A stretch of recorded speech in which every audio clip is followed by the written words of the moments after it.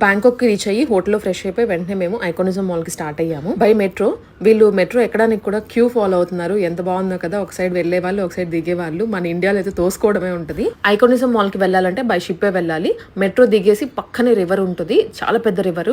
ఎన్ని ships travel అవుతూ ఉంటాయో డైలీ. అండ్ ఇక్కడ grand palace, water and what four visit చేయాలంటే బై రివరే వెళ్ళాలి. డే పాస్ తీసుకొని వెళ్ళొచ్చు. మేము ఈవినింగ్ వెళ్ళేసరికి డే పాస్ వర్త్ అనిపించలేదు.